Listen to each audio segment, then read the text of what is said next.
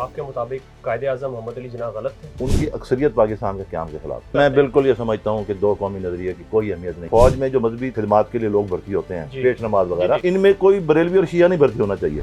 वो ऑपरेट कौन कर रहा था? पाकिस्तान की बुनियाद ही गलत। मैं गलत समझता हूँ, मैं फिर कह रहा हूँ, मैं गलत समझता हूँ। सर, आप कह रहे हैं कायदे आज़म का नजरिया दो कौमी गलत था, आप कह रहे हैं पाकिस्तान की बुनियाद गलत है। बिल्कुल गलत। बिस्मिल्लाहिर्रहमानिर्रहीम, अस्सलाम वालेकुम नाज़रीन, हमारे डिजिटल चैनल में खुशामदीद। मैं आसिम इरशाद।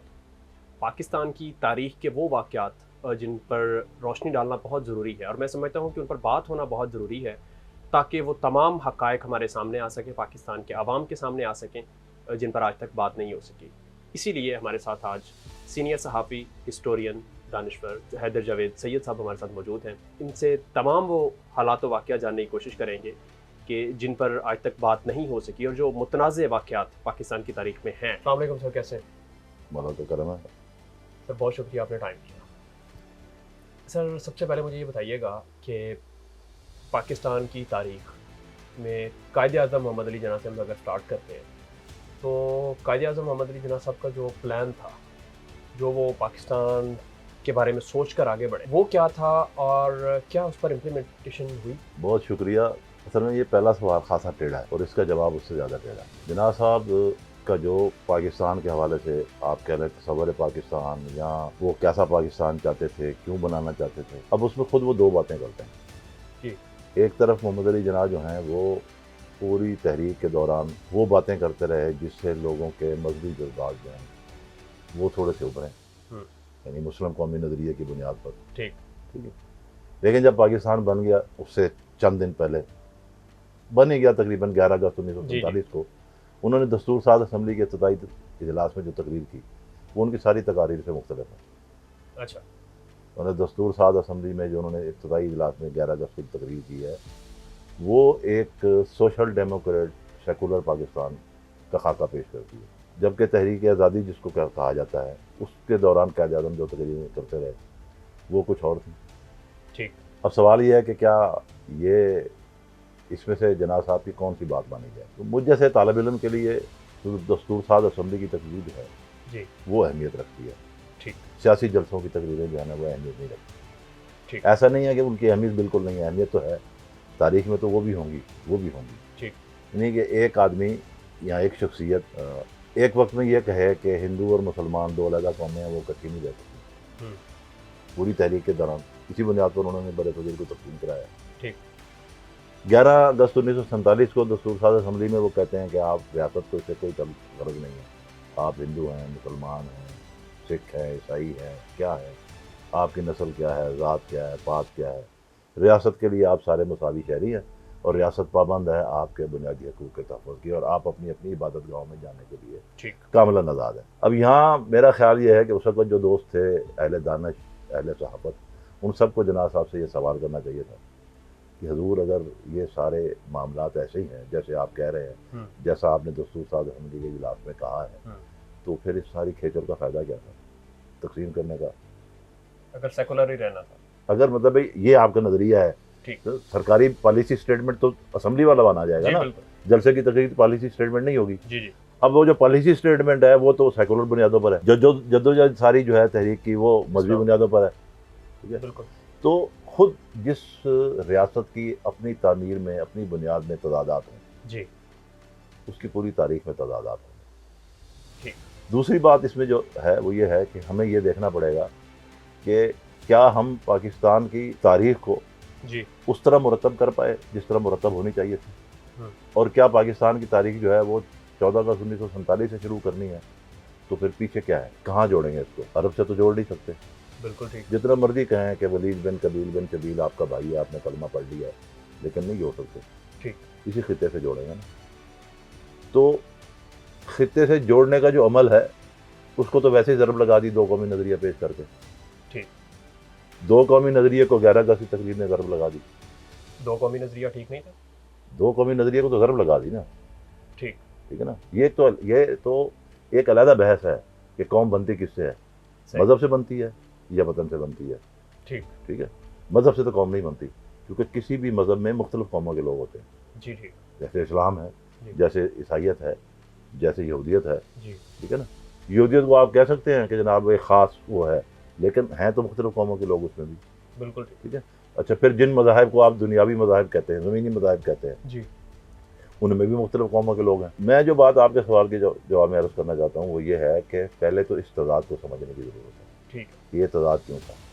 ٹھیک ہے کہ آپ ایک وقت میں تو مسلم شامنزم کو ابھار رہے ہیں، مسلم شامنزم کی بنیاد پر برصغیر کو تقسیم کرا رہے ہیں، اور جب آپ برصغیر کو تقسیم کرا چکے، جی سارے معاملات طے پا چکے، تو 4 دن پہلے جو ہے آپ 11 اگست کو یہ کہہ رہے ہیں کہ جناب ریاست کا فرض ہے وہ آپ کے مذہبی، شہری، لسانی سارے حقوق کی حفاظت کرے، آپ سب کوئی بھی شناخت رکھتے ہوں آپ ریاست کے مساوی شہری ہیں. تو یہ جو تقریر ہے وہ ساری جدوجہد کے بالکل الٹ ہے. اس کو اگر ہم دیکھیں تو آپ کے مطابق قائد اعظم محمد علی جناح غلط تھے؟ دیکھیے میں غلط اور صحیح کی بحث میں نہیں پڑتا، میری رائے میں تضادات ہیں. ٹھیک، وہ تو کسی بھی چیز میں ہو سکتے ہیں. تضادات ہیں. ٹھیک ہے. ان تضادات کو چھپانے کے لیے ہی مسلم شامنزم کو ہمیشہ پاکستان میں اہمیت دی گئی، ابھارا گیا. انہی تضادات کو کور کرنے کے لیے لیاقت علی خان کے ماں پر جو ہے قرارداد مقاصد بالکل ٹھیک منظور ہوئی، اور پھر وہ آگے چل کے 56 کے آئین کا بھی حصہ بنی، 1973 کے آئین کا بھی وہ حصہ بنی. ٹھیک ہے. اب اس میں پھر ایک آپ یہ دیکھیے کہ جن لوگوں نے قرارداد مقاصد منظور کی جی ان کی اکثریت پاکستان کے قیام کے خلاف تھی. جماعت اسلامی پاکستان کے قیام کے خلاف تھی، ریکارڈ کی بات ہے. جمعیت علماء اسلام پاکستان کے قیام کے خلاف تھی، جی خاکسار تحریک پاکستان کے قیام کے خلاف تھی، مجلس احرار الاسلام پاکستان کے قیام کے خلاف تھی. یہی مذہبی جماعتیں تھیں نا اس وقت کی، سوائے بریلویوں کے ایک گروپ اہل سنت کا جو صوفی سنی دھڑا کہلاتا ہے ان کا ایک بڑا گروپ، اور اہل تشیع کا بڑا گروپ، یہ پاکستان کے حامی تھے. ٹھیک ہے. زیادہ تر یہ لوگ تھے. دیوبندی مکتب فکر سے مولانا شبیر احمد عثمانی وغیرہ کب مسلم لیگ میں تشریف لائے؟ 40 کی دہائی کے ان برسوں میں جب بالکل ساری کھچڑی تیار ہو گئی تھی، پاکستان بننے والا ہو گیا تھا. بالکل ٹھیک. وہ تو پھر آگے چل کے ایک اور نئی بات ہے. مسئلہ بنیادی یہ ہے کہ جب آپ نئی ریاست کی تشکیل کوئی بری بات نہیں ہے. دنیا میں جغرافیہ ٹوٹتا ہے، جغرافیہ بنتا ہے، یہ کوئی مسئلہ نہیں ہے، کوئی بڑی بات نہیں، بڑی بات نہیں ہے. ساری دنیا میں ہوتا ہے، ساری انسانی تاریخ میں ہوا ہے. کل ایک سپر طاقت تھی، اس کی حدود مطلب آپ دیکھیں نا، جب آپ خلافت راشدہ میں تھے، مسلمانوں کی بات کر لیتے ہیں صرف، خلافت راشدہ میں تھے تو آپ کی حدود کیا تھی؟ بنو امیہ میں آئے تو آپ کی حدود کیا تھی؟ خلافت عباسیہ میں آپ کی حدود کیا تھی؟ پھر خلافت عثمانیہ میں آپ کی حدود کیا تھی؟ ٹھیک ہے. چاروں حدود ایک دوسرے سے مختلف ہیں، کہیں ٹوٹے، کہیں وہ علاقے پھر واپس جڑ کے اسی خلافت کے سرحدوں میں آ گئے، حدود میں آ گئے، کہیں وہ علیحدہ ہو گئے. ایک وقت آیا جب دنیا میں مسلمانوں کی 2 خلافتیں ایک ہی وقت میں کام کر رہی تھی، بلکہ اسی عرصے میں ایک تیسری خلافت بھی کام کر رہی تھی. بغداد میں بنو عباس تھے، مصر میں فاطمی تھے، اور غرناطہ میں بنو امیہ تھے. 3 مسلم خلافتیں ایک ہی وقت میں کام کر رہی تھیں. ٹھیک ہے. اور موجود تھیں، ان کے خلفاء موجود تھے، ان کی بھی تو جغرافی حدود موجود تھی نا.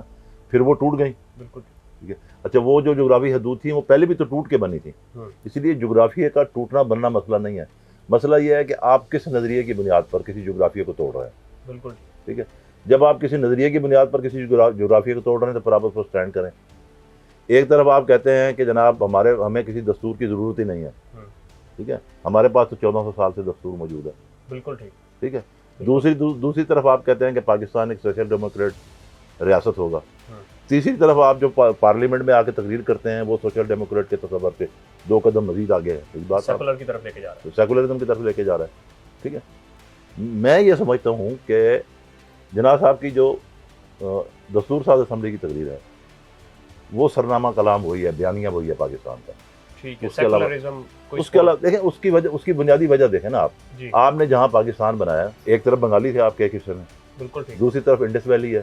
انڈس ویلی میں ایک قوم نہیں رہ رہی، انڈس ویلی میں 4 قومیں رہ رہی ہیں. پشتون رہ رہا ہے، بلوچ رہ رہا ہے، سندھی رہ رہا ہے، سرائکی رہ رہا ہے، پنجابی رہ رہا ہے. 5 قومیں رہ رہی ہیں انڈس ویلی میں. 6ٹھی قوم ہے بنگالی. 6 قوموں کو آپ کیسے اکٹھا رکھیں گے؟ 6 قومیں رہ رہی ہیں. پھر آپ ان 6 قوموں کے اندر جو مذاہب ہیں، سب سے بڑا مذہب اسلام ہے. اسلام کے جو فرقے ہیں، جی بالکل ٹھیک ہے، ان کو اکٹھا رکھنے کے لیے وہ تقریر جو ہے وہ بنیادی اہمیت رکھتی ہے کہ ریاست جو ہے وہ آپ کے مذہبی، آپ کے ذاتی، آپ کے نسلی معاملات میں مداخلت نہیں کرے گی، بلکہ ریاست ان کا تحفظ کرے گی. ٹھیک. یہی بات قریباً 1973 کے آئین میں بھی ہے 1973 کا آئین تو کہتا ہے کہ لوگوں کے جذبات کو مشتعل کرنے اور لوگوں کے جذبات کو مجروح کرنے، دونوں الفاظ موجود ہیں، کرنے والے کسی نظریے کی بنیاد پر جماعت سازی نہیں ہو سکتی۔ ٹھیک ہے، تو آپ مجھے بتا دیجیے پاکستان میں کتنی جماعتیں ہیں جن سے لوگوں کے جذبات مشتعل نہیں ہوتے اور لوگوں کے جذبات مجروح نہیں ہوتے؟ تو پھر یہ ساری تنظیمیں تو نہیں بننی چاہیے تھیں جو بن گئیں، ٹھیک، وہ تو نہیں بننی چاہیے تھیں۔ بالکل ٹھیک۔ تو یہی بات جو ہے نا پیچھے بھی جائے گی۔ وہ جو آپ کے مطابق قائد اعظم کا جو ایک مذہبی نظریہ تھا، دو قومی نظریہ کے لیے ہندو مسلم وہ سارا ایک علیحدہ، وہ غلط تھا؟ ہاں اور سیکولرزم ٹھیک؟ میں بالکل سمجھتا آپ ہوں، سیکولرزم کو میں بالکل یہ سمجھتا ہوں کہ دو قومی نظریے کی کوئی اہمیت نہیں ہے۔ قائد اعظم غلط ہے؟ دیکھیں مذہب سے قوم بنتی نہیں تو دو قومی نظریہ کیسے مان لوں میں؟ مذہب سے قوم نہیں بنتی؟ مذہب سے قوم نہیں بنتی۔ قائد اعظم کا وہ نظریہ غلط تھا؟ میں جناح صاحب کو، میں مسلم لیگ کے نظریے کو غلط سمجھتا ہوں۔ جناح صاحب کا وہ نظریہ غلط تھا؟ مسلم لیگ کا نظریہ غلط تھا، مسلم لیگ کا، کیونکہ اس کا leader supreme leader Quaid Azam تھے۔ قائد اعظم تھے، مطلب دو قومی قائد اعظم کا وہ نظریہ غلط تھا۔ دیکھیے میں دو قومی نظریے، دو قوموں مذہب کی بنیاد پر قومیت کو مانتا ہی نہیں۔ ٹھیک، سیکولرزم کو آپ سپورٹ کرتے ہیں؟ سیکولرزم ظاہر ہے مطلب ہے کہ آپ مختلف ایک مذہب کے مختلف مسالک کو اور مختلف مذاہب کے لوگوں کو ایک جغرافی حدود میں کیسے رکھیں گے؟ ٹھیک، میں آپ کو واضح مثال دے دیتا ہوں نا۔ آپ یہ دیکھیے قرارداد مقاصد منظور ہونے کے بعد پاکستان پر، ایک پاکستانی نظام پر ایک بالادستی حاصل ہو گئی ایک ایسے طبقے کو، ایک ایسے مسلک کو جو تحریک پاکستان کا مخالف تھا۔ جی بالکل، ٹھیک ہے، تو اس کے بعد پھر کیا ہوا تسلسل کے ساتھ؟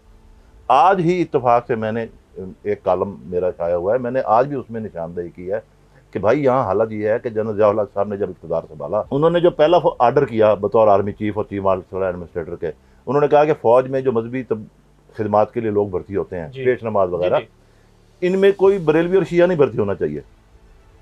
یہ جنرل ضیاء الحق کا آرڈر ہے اور ہوا پورے ضیاء الحق کے پورے دور میں، یہ آن ریکارڈ ہے، بالکل آن ریکارڈ بات ہے کہ جنرل ضیاء الحق صاحب، جنرل ضیاء الحق نے فوج بالکل جنرل ضیاء الحق نے پاکستان آرمی میں بریلویوں اور اہل تشیع کے پیش نمازوں کی بھرتی ہونے پر پابندی لگا دی۔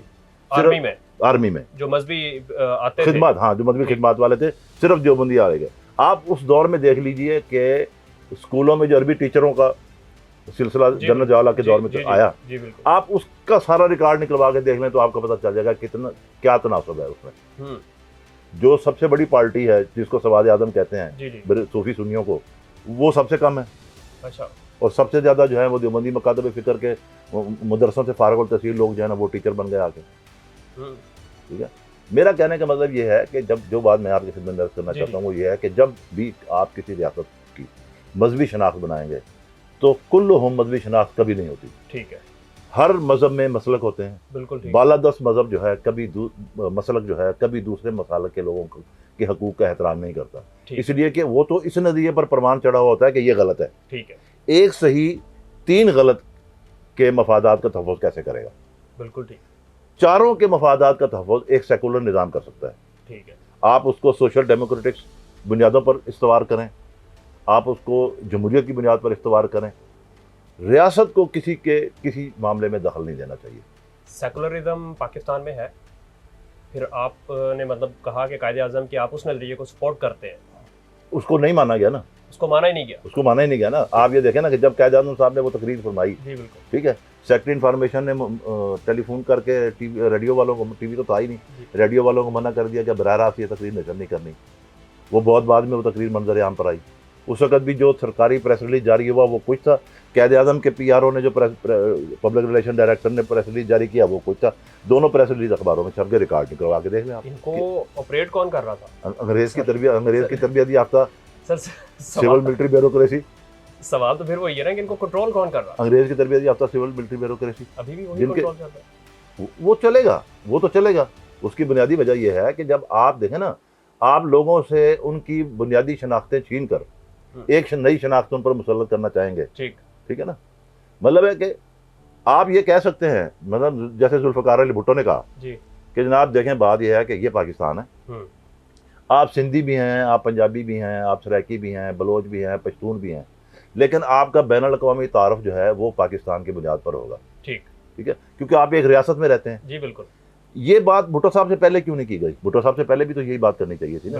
لوگوں کو یہ کہنا چاہیے تھا کہ آپ بنگالی ہیں، سندھی ہیں، سرائکی ہیں، پنجابی ہیں، پٹھان ہیں، سب آپ کی اپنی تاریخی جو ہزاروں سال کی شناختیں ہیں وہ ہماری سر آنکھوں پر، لیکن دنیا کے سامنے تو آپ نے ایک پاسپورٹ کی صورت میں جانا ہے نا، تو وہ پاسپورٹ پاکستان کا ہوگا، وہ بنگال کا یا سرائکی دیش کا یا سندھو دیش کا تو نہیں ہوگا نا. نہیں بالکل.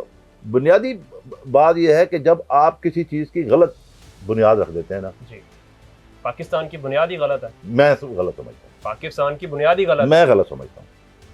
میں پھر کہہ رہا ہوں میں غلط سمجھتا ہوں. مذہب کی بنیاد پر ہوئی تقسیم ایسی نفرتوں کی آپ بیاری کرتی ہے جس کے کھیتوں میں آپ گلاب نہیں اگا سکتے. اگر آپ کہہ رہے ہیں قائد اعظم کا نظریہ دو قومی غلط تھا, آپ کہہ رہے ہیں پاکستان کی بنیاد غلط ہے. بالکل غلط. پاکستان نہیں ہونا چاہیے تھا. بالکل نہیں ہونا چاہیے. آپ سمجھتے ہیں کہ آپ ایک غلط جگہ پر ہیں, غلط ملک میں آپ بیٹھے؟ نہیں میں نہیں, میرے اوپر مسلط ہوا ہے پاکستان. اچھا میں تو باہر سے نہیں آیا نا. نہیں اگر آپ کے آپ کو اگر خواہش یا مطلب اگر آپ سمجھیں کہ آپ پاکستان چھوڑنا, میں کیوں جاؤں؟ میں 850 سال سے اس سرزمین پر رہ رہا ہوں. میرے بزرگوں کو اس سرزمین نے پناہ دی ہے, میں کیوں چھوڑ کے چلا جاؤں؟ آپ پاکستان چھوڑنا بھی نہیں چاہتے اور کیوں چھوڑوں؟ میں انڈس ویلی میں رہتا ہوں, آپ اس کا نام کچھ بھی رکھ لیں. اچھا آپ انڈس ویلی میں رہتے ہیں, میں انڈس ویلی میں رہتا ہوں. آپ پاکستان میں نہیں رہتے؟ میں انڈس ویلی میں رہتا ہوں. انڈس ویلی کا آج نام پاکستان ہے تو مجھے ماننا پڑے گا نا, کیونکہ میرے پاس شناختی کارڈ ہے. ٹھیک ہے, مطلب آپ انڈس ویلی میں رہتے ہیں. اور دیکھیے تقسیم کے عمل سے اختلاف ٹھیک کا مطلب یہ نہیں ہوتا کہ آپ رہنا نہیں چاہتے. بالکل ٹھیک. میں تقسیم کے عمل سے اختلاف کر رہا ہوں. ٹھیک ہے, مطلب آپ ان دو چیزوں سے اختلاف کرتے ہیں کہ ایک پاکستان کی بنیاد غلط ہے, اور دوسرا وہ جو قائد اعظم محمد علی جناح کا دو قومی نظریہ تھا وہ غلط تھا. دو قومی نظریہ جو ہے نا سر, میں نے تو آپ کو پہلے کہا کہ دو قومی نظریہ اس لیے غلط تھا کہ مذہب کی بنیاد پر قوم نہیں بنتی. ٹھیک.